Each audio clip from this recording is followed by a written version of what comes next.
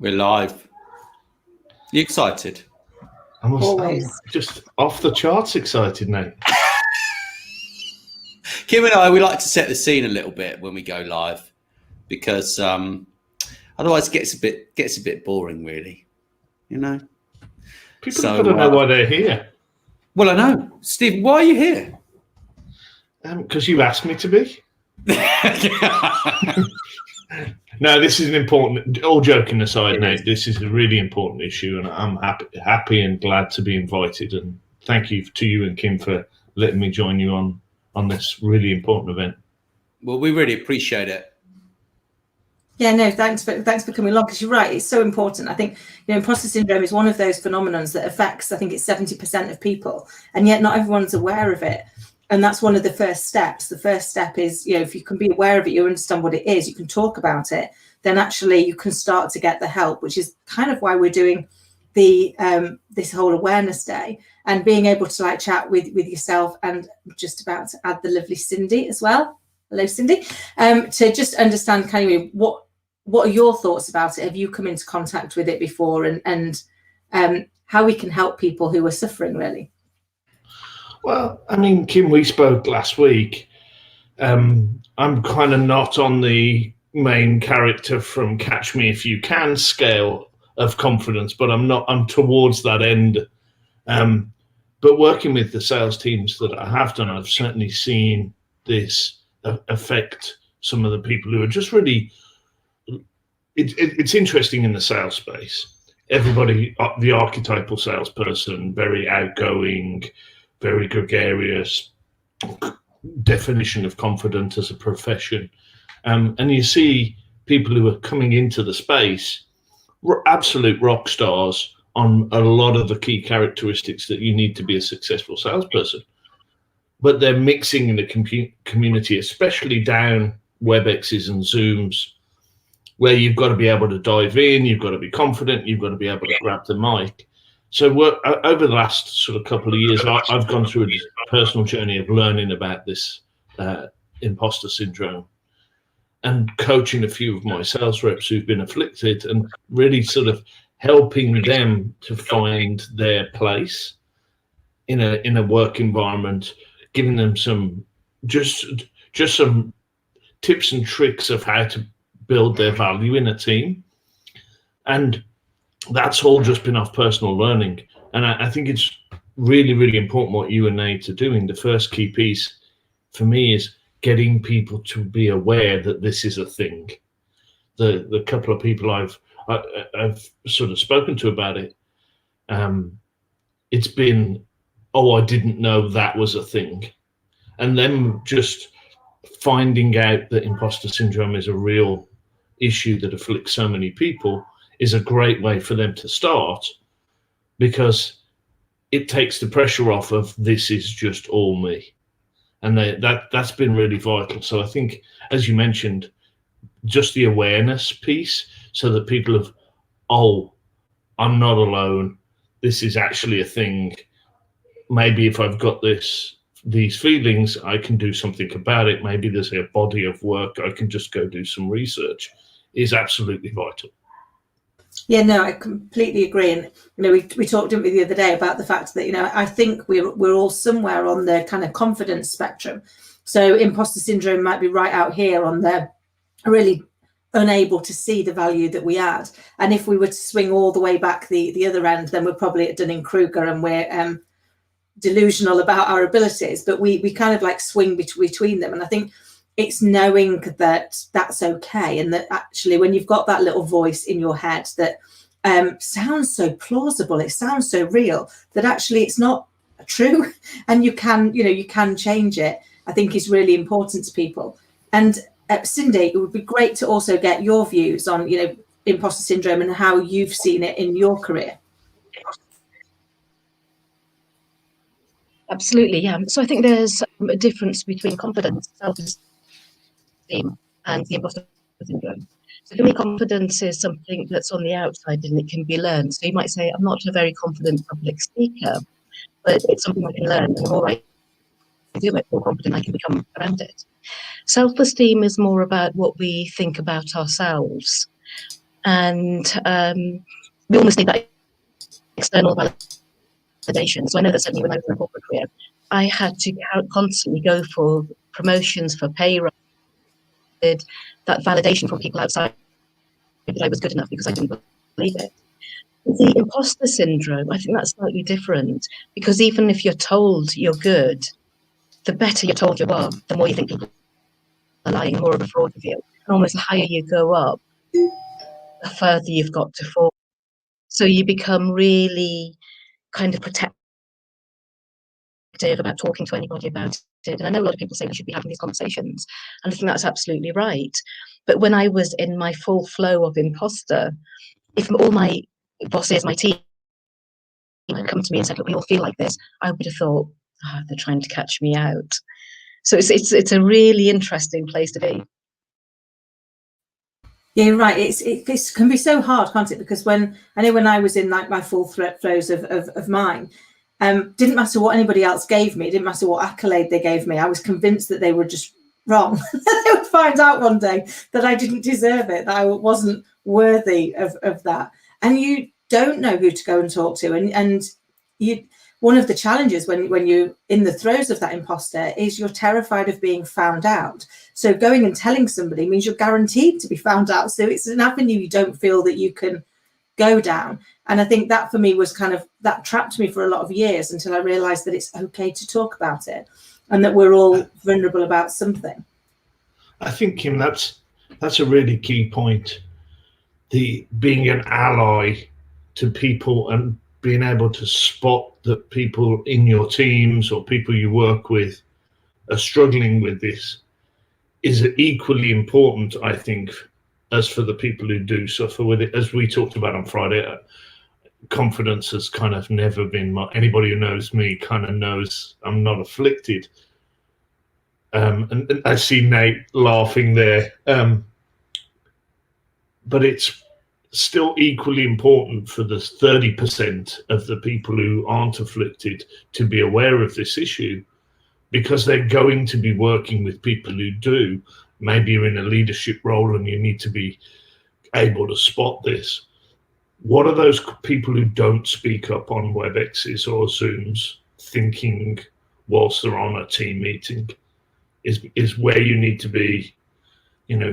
How do you get them to play an active role in the team? How do you get them to bring a contribution? How do you get them to deliver that value? And there's nothing more satisfying than seeing one of those team members go on that journey over a couple of years, get that next promotion, and sort of tame this demon because you've been able to help them. So I think it's equally important for the 30% that aren't afflicted to be able to spot the characteristics in the 70% that are, and be an ally.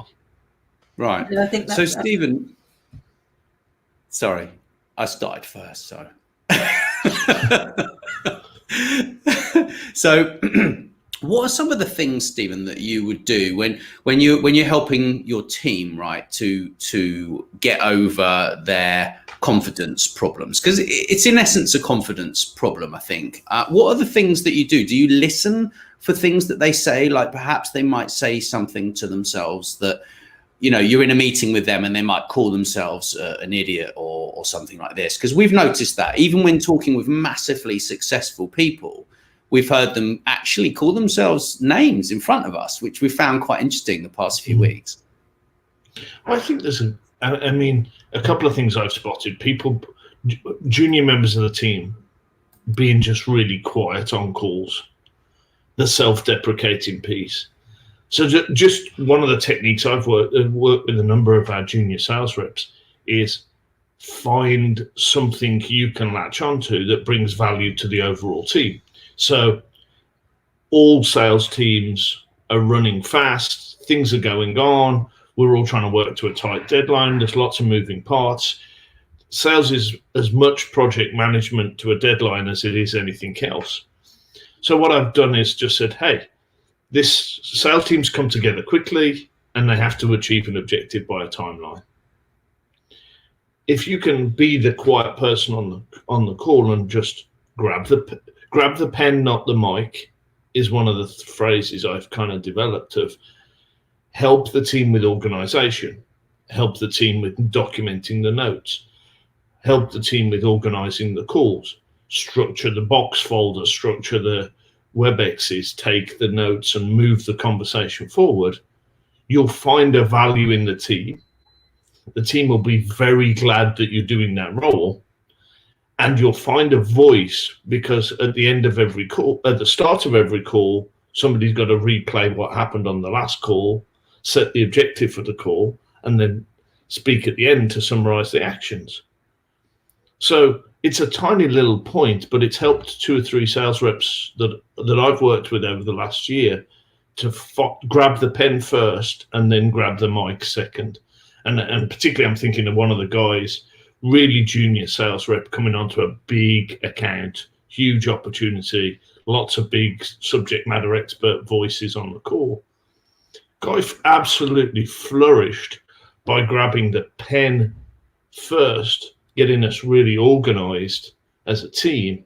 By the end of the sales cycle, he's running the deal, which I said he would be by the end of the deal, because he's done that organizational piece, and all the other people coming in and out of the sales cycle know exactly why they're there, know exactly what they're trying to achieve on the call, and know that when they come to the next call, it's going to be a good use of their time because it's well summarized and documented. So I kind of jumped on that myself, but grab the pen first before you try and grab the mic is maybe a takeaway from some of my conversations with some of these kind of more junior people trying to find a role. So I don't know whether that helps at all.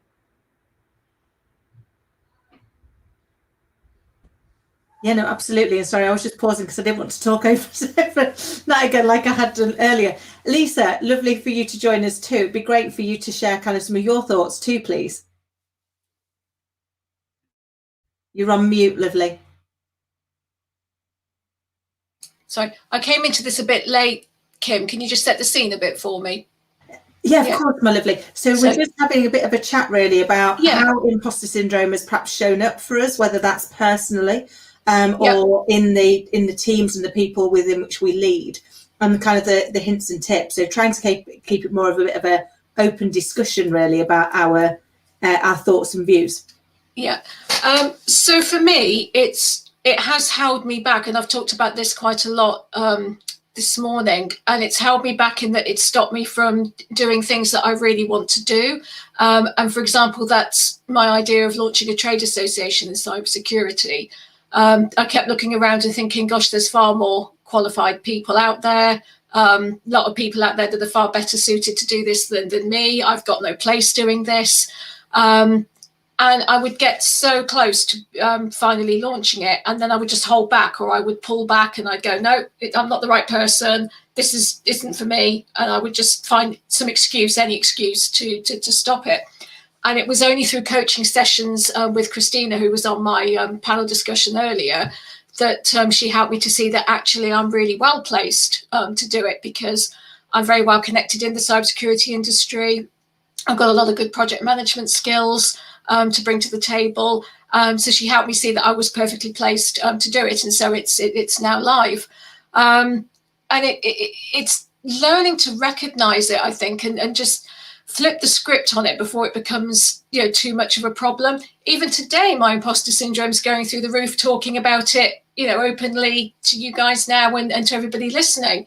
My first thought this morning was, I can't do it. I'm going to have to find some excuse to not do it, and anything at all that I can think of. But no, I was here at 8:30, opening up the day, but feeling sick to my stomach about what gives me the right to be talking about this subject. So yeah, it's something that definitely impacts me a lot. Well, I wouldn't worry. I was late. Yes, you were the late one, that, yeah. And you were streaming on my LinkedIn, and I wasn't there. Sorry. Go on, Kim. I know you had something to say.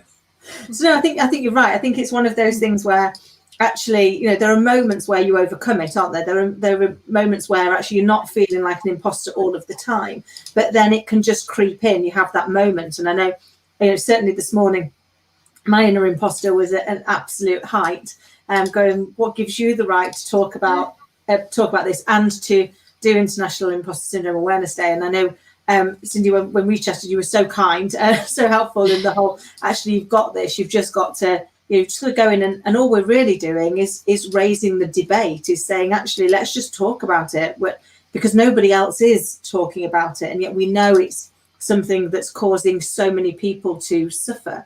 And I think if we can start the debate, if we can create that safe space for people, then hopefully people will be able to get, the support that they need. And lovely to see some of the comments.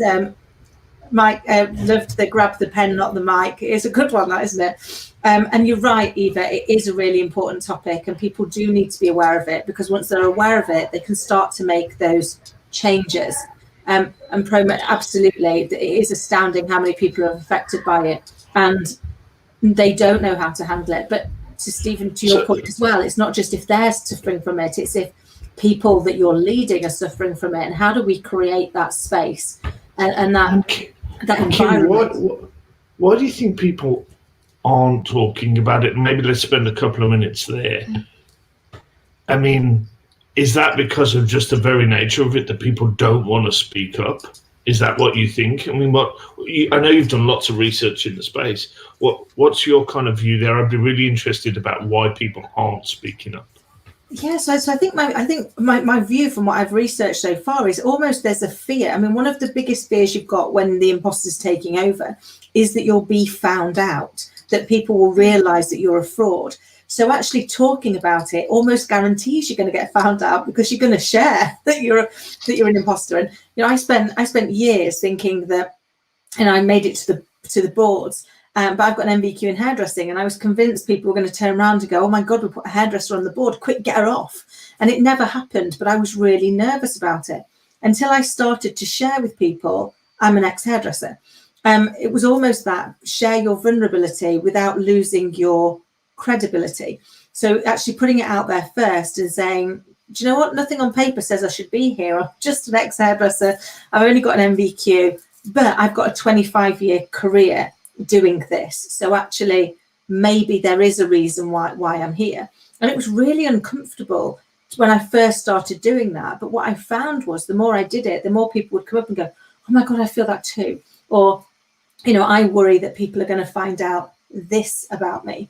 And it's almost kind of raising that, finding that space to say it's okay. And actually, I had somebody the other day who was like, well, it's just one of these newfangled phenomenons. I was like, I'll take that, because it was first described in 1978. So if it's young and hip, I'm young and hip. I mean, I've been young and hip for decades. So I'll tell you the feedback.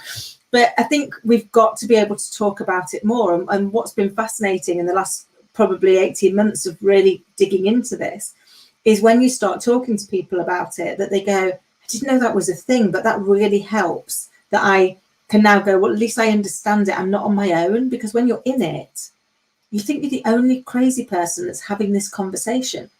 And you have this, I certainly, when I was in it, I'd have this dialogue in my head going, just don't say anything stupid. Just don't show yourself up. Whatever happens, just don't say this. But whilst that's going on, you're trying to make sure it doesn't come out your mouth, because you're trying to still do the day job and still turn up. So you're kind of almost having these two conversations. It's a bit like, and it's really, you're desperately hoping that the wrong conversation doesn't come out of your mouth, and you don't suddenly announce to everybody that actually, I am not where I'm supposed to be. I shouldn't be here. So I think for me, from what I've found, it has been that the fear of being found out stops you from actually seeking that support. That's the interesting thing for me. Is it, and I see you nodding here, Lisa, and maybe this is a question to you. Is it people spotting that you're holding back? One of the key things from what you mentioned was that you're holding back, that you don't take that step forward. Is it allies spotting that people aren't speaking up, aren't taking the mic on calls, aren't sort of putting themselves forward? Is that the key trigger? Being aware of other people on these calls, and then maybe having that side conversation of, hey, you were pretty quiet on that call, can I help? Is that a sort of conversation we need to be fostering. Maybe ask that to you, Lisa. I'm taking the role of panel host now, so apologies. But would that have helped you if you were talking about launching your sort of trade association? Would that have helped you if somebody have kind of spotted that behaviour and engaged? It's a bit more complicated with me because I also happen to be neurodiverse. I was diagnosed as autistic a couple of years or so ago, and if somebody had sort of pulled me up like that, I would automatically think I'd done something really wrong, and that side of things would go into overdrive because I'm always on hyper alert that I've done something wrong, or I haven't done something quite right, or I've said something out of place. And that's another big part of why I keep quiet, or why I was keeping quiet, a lot of the time. So there's that extra level of complexity with me that I have to kind of manage in terms of, the condition that I have, and being able to also be successful in what I want to do. I wonder whether just what we're doing now, people speaking down screens, has made it harder over the last sort of 12, 18 months also, because it's very easy to go off camera, go on mute, and just be a bystander on a lot of these calls. And I wonder whether that's not helping, because you've got the non-visual cues, then they're not in the room. It's harder to grab the mic than it is to grab the floor in a meeting room, for instance, I suppose. I wonder whether that's a factor.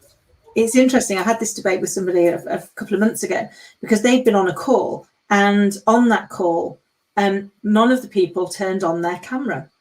And it was a call with 4 people. And they turned that into, they don't like me, they're disrespectful, they're intimidated by me. They made this entire dialogue about them. And I was like, fascinating. Actually, all that happened was they didn't turn on their camera. But they were chairman of this organisation, and they said, well, I even wonder why we've bothered employing them. So that's interesting. Have you, did you think they were good employees before? Go and check whether or not they've got a great reputation. And they had got an amazing reputation, did a really, really good job.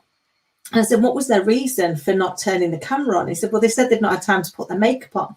And I said, well, with all due respect, and unless they've ever been late or not turned up because they've not put their makeup on, that's just an excuse that they expect you to, understand. But the reality is, when we turn our camera off, it is an ability of taking a step away, of disconnecting slightly. So often when we've turned our camera off, it's because we're slightly disconnected. So not to call people out on this, because this is not trying to make people feel even more uncomfortable. But, for me, I would then have a private conversation with them afterwards and just check in and just say, hey, I just wanted to make sure, how's everything going? I don't know about you. I'm finding it really hard right now that we do everything like this. And actually, I'm missing the ability to connect in a face-to-face environment. How are you finding it? Because again, if we can demonstrate a little bit of that vulnerability and say, I'm finding it a little bit hard, are you finding it hard? Then you create that safe space for them to be able to say, absolutely, yes, I'm finding it a little bit hard as well. And I think one of the challenges that we face is we don't respond to what's happening. We respond to what we've made it mean. So what happened was the person didn't turn on the Zoom camera. What he made it mean was they didn't like him. They didn't respect him. That wasn't true. That was just what he'd made it mean. But that's kind of what we respond to. And I think from what I've researched so far on imposter syndrome, I think that is one of the things that gets in our way, is that we're responding to what we've made it mean, but it feels really real. I don't know if that resonates with people. Exactly. I think sometimes with calls that I've been on, if it's been a group meeting, it's just because people have been homeschooling, or they've been eating their breakfast because they're running late, so they haven't had the camera on. And I think, especially when we have imposter syndrome, we have this little voice that's running almost in our unconscious mind about what it might mean, and we make it all about us, whereas actually it might just simply not be. There's something called the 3 eyes of communication, which is your intention, the interpretation, and then the impact it has. And so somebody might intend something, but depending on how it's been interpreted, then the person who's on the receiving end the impact can be completely different. And we've seen this with written word. When you send an email, you send it really quickly, thinking, I promised that person I'd give them a response, I'll give them a yes/no answer, and then I'll shoot out the door. That person who's received it has actually had a really bad day, and they had a really curt reply and think, well, what's wrong with that person? What have I done? We make it all about ourselves. So sometimes it is just about saying, let's just check in, like you say, on a one-to-one basis. Are you okay? Can I help you? And it gives them the opportunity if they want to open up and talk about it. Thank you for sharing that, Sindy. I agree completely. I think, we're just not designed for that kind of communication in many ways. And we rush as well. Like, everyone just rushes to get these communications out. And a lot of the time, like you say, we think it's about us, but actually it's just about them being in a hurry and not knowing that if they put a smiley face emoji in their email, that actually we might be happier than we would have been otherwise, if you know what I mean. So that's kind of how I look at it. It's a difficult one, very difficult. But I'm owning up to the running fast. That's a phrase I'm using at the moment. I'm owning up to it in a lot of, hey, was running fast, sorry, and kind of trying to take that on, because I think just everybody's day is getting elongated. 7:30 is the new 8 o'clock is a phrase I've been using, a lot. My days now start increasing. This started at 7 a.m. for me on the East Coast, so I think people are just running faster. Their days are getting longer. You're not getting that chance to decompress because you're just sitting down the screen. I know I'm going to bounce straight from this screen to another screen on a completely different topic, running my team meeting, and that'll just be my day. So I think it's a really key point, kind of owning that you're running fast and that things you've got to worry about, as Sindy mentioned, some of the impact of and how people interpret what you're saying. It's amazing though, this confidence. Sorry, Sindy, do you want to jump in there? I was just going to say that the other thing I found with imposter syndrome is that it's the more successful, outwardly successful people that actually suffer from it. And so there is something about vulnerability and sharing that with other people, but sometimes maybe the starting point is to share it with your peers. So when you've got somebody else who's working at the same level as you, you can kind of make yourself a little bit more vulnerable. Whereas if you're managing a team and all of a sudden you say to your team, this is how I'm feeling, then there's always that thing about how's that being perceived. So I think, one thing I found with people is it's really important to get to know, like, and trust yourself at a really deep level, because when you know, like, and trust yourself, then you don't mind so much about what other people think. And, I talk a lot about the mask. And when we know, like, and trust ourselves enough to be able to take our masks down, and it's coming from the place of strength, it gives other people permission to do exactly the same thing. And it's in that place of vulnerability that true connection happens. And I think that vulnerability is different from being scared. When we're being vulnerable from a place of strength, then it energetically it lands in a completely different way, because it's not, I'm going to make myself vulnerable, I'm going to tell you what I scared, what do I think. One of my favorite quotes is, I'm scared to show you who I am, because you might not like that, and that's all I have. But what you're doing there is you're putting that, you're putting out in terms of what other people think. Once you get to a place where you know, like, and trust yourself, then it doesn't really matter what other people think. People say, I'm scared to put myself out there because people might judge me. But the reality is about 10% of people out there are your tribe. They really love you. They really love what you say. They really connect with you. You can really help them. 10% probably won't like you at all. They'll troll you. They'll be disrespectful. That's okay. 80% of people won't care either way. So it's about saying, okay, let's focus on a vision that's bigger than me. Let's focus on a purpose that's bigger than me. So it's not about me. It's like, what can I do to help this 10% of people who are my tribe? And the rest, I don't mind what you think. It's really good, isn't it? Kim and I, she's dying to talk about this as well. We've been talking about this for about 3 weeks now, 4 weeks. just about like we just don't care. Like if people don't like us, we just don't care. Like we really are not bothered anymore. But I do like you, Nate. I've got to just say that. I do like you, just so you know I'm one of your tribe. No, I do. Just got to say it. Just got to say it. I would not have invited you if I didn't think that. Yeah, but the fact is that once you give up that, you know, that wanton desire for everyone to like you, and you think that you've got, you know, that you've got a problem that they don't like you, it's like, no, they've got a problem. They have the problem. But I think as well, there's one other really important thing here, which is as long as you're behaving within your values. So it's not about trying to get people to think in a certain way. You know, it's as long as you're behaving within your values, then it doesn't matter what other people think. As long as you're not being offensive, as long as you're not going out of your way to hurt them, to damage them. It's about being really strong in your values, living within that, and then everything else can fall away. Oh yeah, completely agree. Because I think, you know, as long as your intention is not to do harm, you know, I always try and leave things better than I found them. And that doesn't mean I'll always manage that, but it will always be my intention. And I spent years desperately trying to be everybody's cup of tea. And as an English person, that's ridiculous. You know, we could argue about how we take our tea as much as we could about religion and politics. So you were just never going to be everybody's cup of tea. And then I found this quote, which I love, which is, I'd rather be somebody's shot of whiskey than everybody's cup of tea. And it made me realise that for the right people, for my 10%, I'm their shot of whiskey. And for everybody else, I'm not their cup of tea, but that's okay, because they can go and find their cup of tea, and that's not my responsibility. And that doesn't mean that I want people to dislike me. I don't, but I'm comfortable that I'm trying to do the right thing. And Sindy, to your point, living with my values, which makes it so much easier then to acknowledge that, yes, some people aren't going to agree with what I say, and that's fine. You know, but it's okay to disagree, but we just don't disrespect. And I think that's where we've got to get to, isn't it? Kim, on any email you get from me in a work context, there's a fantastic quote that actually comes from one of the founders of IBM. And I've decided to put this on my quote because it's me. And so I'm going to read it. Follow the path of the unsafe, independent thinker.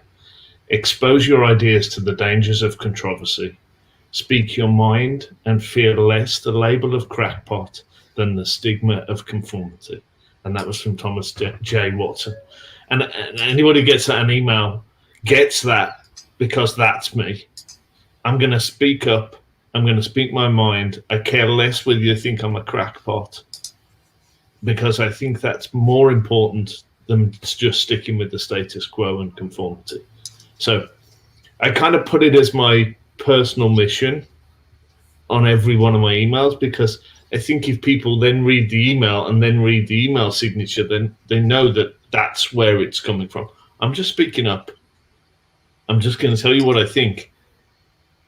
And because I think the dialogue moves the conversation forward. So, and it also, that quote happens to come from somebody from the company I work for, which kind of is double value. So yeah, Thomas J. Watson, great source of quotes. Him and Churchill are probably the best two that I've come across.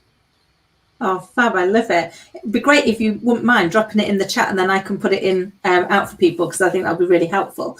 But, you know, I'm a massive lover of quotes, because I think they're a really great way of us making sense of the complex. You know, sometimes we have these really complex things and you're trying to make sense of them for yourself, or pick your mindset. And you'll suddenly see a quote from somebody and you'll be like, oh, that kind of sums it up. That kind of does exactly what it says on the tin. And that can be really useful in being able to bring it to life for people, can't it?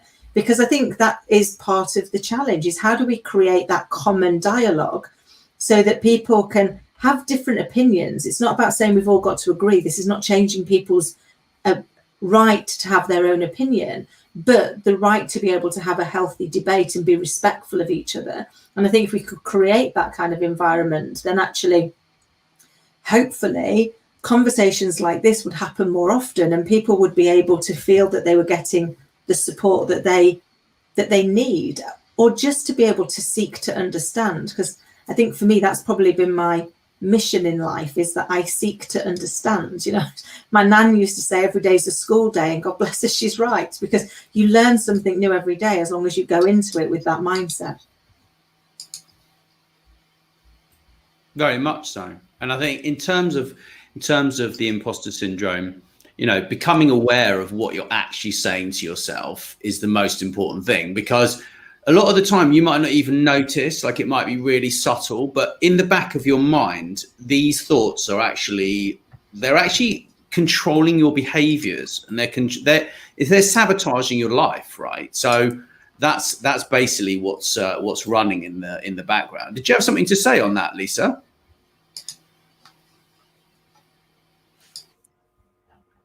Oh, okay. She wasn't muted, so I thought she might have had something to say. But I think these thoughts. I've been studying this a lot with Kim, and I didn't have imposter syndrome, right? But I also think that us guys, we don't like talking about mental health issues. There's a big stigma around guys saying, hey, maybe my confidence is lacking, or women seem to be able to talk about it more. And I think from where I'm sitting, that seems to be why the ladies feel that they can talk about this more. I mean, it affects everyone, not just females.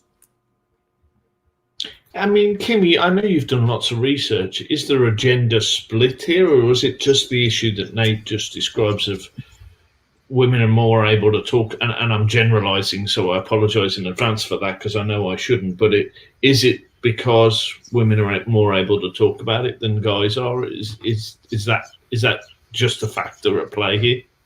I think that's part of it. I think also when it was originally identified, it was identified as a female-only phenomenon. So back in 1978, they believed it actually only impacted women. So a lot of the conversation, a lot of the dialogue was aimed towards females. But obviously we've now, with like an additional 40 odd years of research, have been able to realize that it's not gender specific, it's not age specific, it's not culture specific. It can impact anybody, anywhere, anytime. I sound like a martini advert, don't I? And it's not really as much fun as martini. But that's kind of, I guess, the thing is it can do any of those things. But one of the other things is we have always made it very difficult for men to be able to talk about their feelings. When we think about some of the language that we use when people are growing up, it's like, you'll say things like, don't run like a girl, or suck it up, princess, is one I heard a lot that used to get levelled at boys. And then you wonder why they won't share. Well, they won't share because they've basically been told from childhood that it's not okay to share. Whereas as girls, we're encouraged to share because the expectation is that we will be, we will be able to. But there is also some neuroscientific reasons. So the female brain neuroscientifically is more hardwired towards our emotions, whereas the male brain neuroscientifically is more hardwired towards intellect.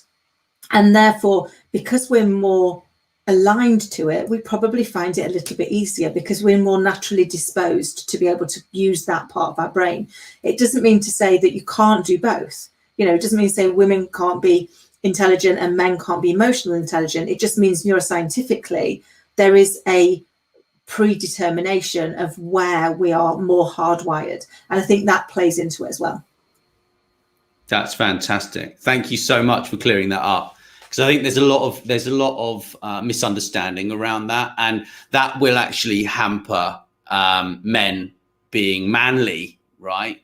And standing up and saying, well, actually, I don't feel very confident in this situation, and I think that's the beginning of controlling your behavior and taking action and changing your life, right? Because this is about life. This isn't like, oh, well, it's about my job. This is about everything in your life. This is about taking control of your life so that you can actually live the life that you want, right? And it's a fascinating topic, this whole thing, really, and how your confidence levels and your competence levels are linked or not linked based upon the perception that you have around your life and your abilities, right? And that's just fascinating, the whole thing, and how those abilities affect your outputs. Because it's about outputs, right? Everything's about an output.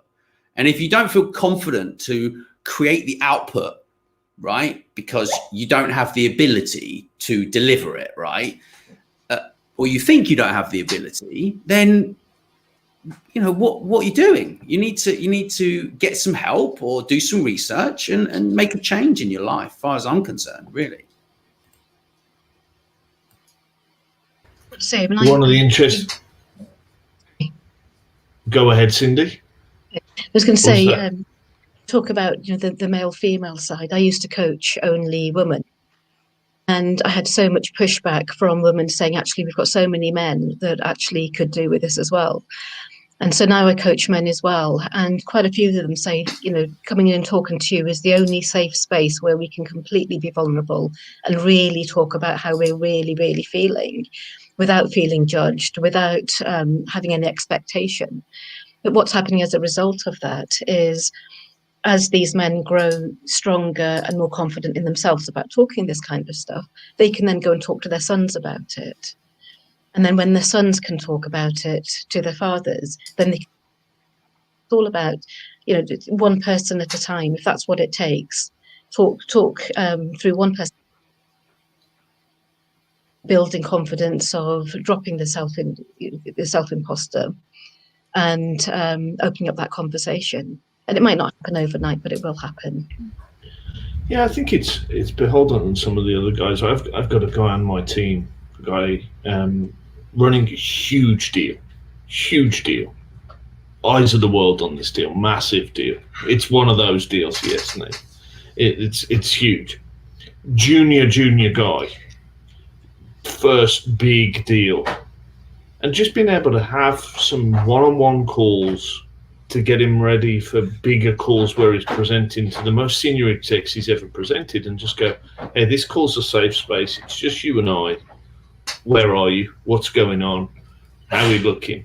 More of those calls have been about how he interacts with those people and his confidence than have about what he's actually going to say. Guy's flourishing, deals going really well, and he's being a rock star, but just being able to spend those one-on-one, just checking in, let's grab 20 minutes, how are you getting on, and giving him the sort of pressure valve has been really vital. So I don't know whether I'm stumbling through this or whether that's something that's useful for people, but acknowledging that this guy's out beyond his skis and obviously going to be feeling sort of nervous about where he is, and just giving him that pressure valve's been huge for him as he's kind of in new territory. Massive. I got your doorbell there, Stephen. It's the dogs. We've done 45 minutes without them ringing the bells and barking. So that's a record. And guys, I've got to run at the top of the hour. So this has been fantastic. What you guys are doing, drawing awareness to this, is really vital. So thanks for having me on the panel. Thank you. It's been lovely to have you. And nice to meet you, Lisa and Sindy. And if I can be a amplifier of anything you're doing, happy to take that on as well. So we certainly need some help in the cybersecurity space, Lisa. So all your efforts there are definitely needed. Needed. Thanks, Stephen. Thank you. Thank you for coming on so early, bless you, because I appreciate that this is like very early for you. So it's been very kind of you. We do appreciate it. But you're right. I think the more we can do to raise awareness, to keep the conversation going, and to frame things for people, because it is difficult to share our vulnerability because we've been told that that's a really bad thing, and actually even worse, I think, for men feeling that need. So I think if we can create that safe space, if we can start having that dialogue, and sometimes if we can share a little bit about ourselves and the fact that we're not finding it that comfortable, and frame that part up, then you're right, it's like that pressure valve, isn't it? It just releases some of that pressure off and allows people to go, it's okay for me to share here, that I'm not going to be exposed. Because I think that's one of the things that worries people, that kind of underpins that piece. It's going, well, what's going to happen if I put this information out there? And yet once we share some of our vulnerability, we're already less vulnerable about it because we've put it out there. So, I've told everybody I'm a hairdresser. Well, you can use it against me if you want to, but you know what, I've just told you. So there's not really a lot that can be taken away from that now. Exactly. The things people Well, tell guys- their hairdressers. Yeah, I can imagine the stories, Kim. That's definitely one for over a beer at some point.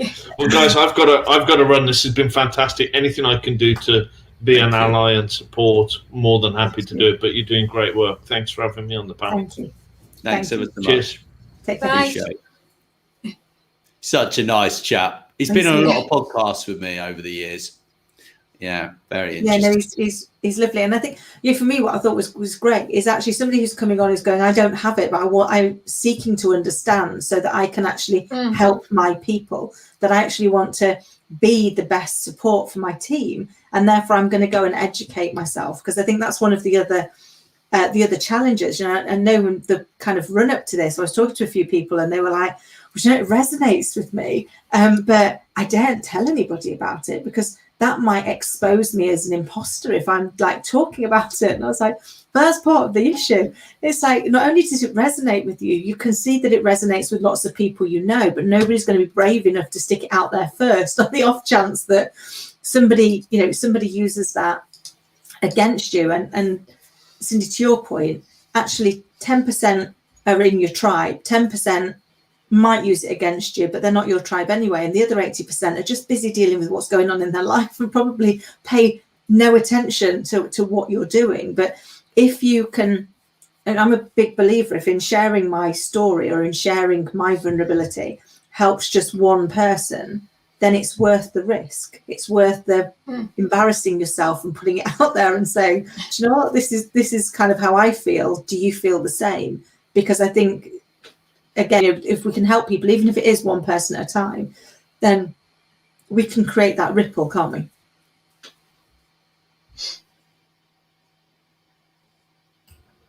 I'm just nodding away there. Yeah, I mean, the other thing I found, I've done a lot of work on the imposter, and I've kind of come through, I really started with it when I was in the corporate world. And I've done a lot of work on it, but that doesn't mean it's gone away. And what I find now is that every time I'm growing and my comfort zone, I'm trying something new, the imposter comes back. But what I've realised is that the imposter is the voice, is a younger version of you that didn't have the skills, that didn't have the resources that you've got now. So if you can talk to her with kindness and compassion and say, okay, what's your deepest fear? What might happen here? And actually talk it through with her. And I'm on the back now, I've got this. For me, it's just a sign that I'm growing. And it's almost like become a little sister. You think, okay, so I'm not going to give her the control over what I do. I'll just acknowledge her, put it to one side, let her sit beside me, let her watch how it's done. But still, feel the fear and anyway. Feel the fear and do it anyway. Exactly. Love that book. Yeah, and I think that's probably a good time to end this session, actually, because we've got a lot more going on today, and I think it's a good point to end. If no one objects. It's been a fascinating discussion, as always. Sindy, thank you for joining us at such short notice and providing your insight. Really, really appreciate it. It's always a delight to chat to you. And Stephen, who's left us, also really lovely to chat to him too. And obviously my fabulous co-hosts, Lisa and Nat. Thank you, Lisa. We're having, it's been a really fascinating conversation. So thank you all. Yeah. Thanks, Kim. Absolutely has. Pleasure. Thanks, everyone. So, bye-bye. Bye.